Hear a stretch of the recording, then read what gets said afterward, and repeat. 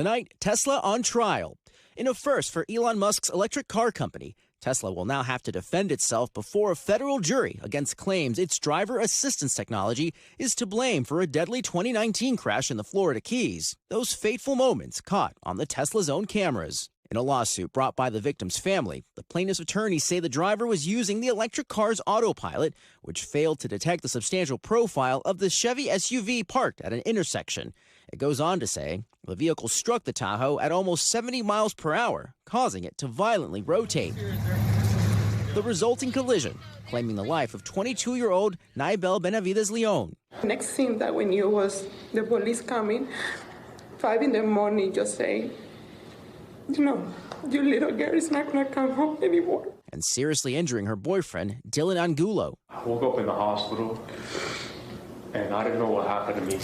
I dropped my phone. I was trying The aftermath also captured on police body cameras. The Tesla's driver admitting to taking his eyes off the road moments before the crash as he searched for his phone, according to court documents. The core of the case centering on whether Tesla is liable when its Autopilot tech is involved in a crash and how it was marketed to drivers, according to the lawsuit.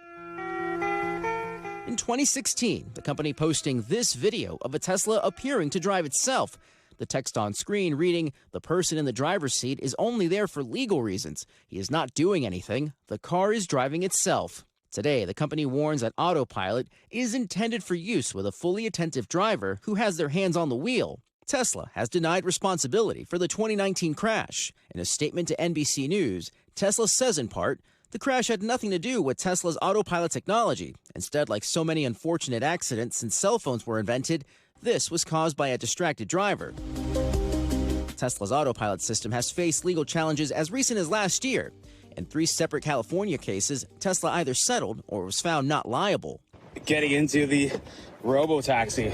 The outcome could not only threaten Tesla's reputation, but also impact its self-driving footprint as it begins a push for robo-taxis nationally. Musk himself did not appear in the courtroom today. All right, with that, George Solis joins us tonight from Miami. So, George, the jury already seated today. What do we know about the makeup of the jury, and how long do we expect this trial involving Tesla to last? Yeah, Tom, the jury was just elected in a couple of hours. It's made up of 6 women and 3 men, and some of them were weeded out during some of the questioning, saying they couldn't participate because of their feelings about Elon Musk. Others saying they were just supporters of Tesla and Elon. Now, this whole trial is expected to take about 3 weeks. We thank you for watching, and remember, stay updated on breaking news and top stories on the NBC News app or watch live on our YouTube channel.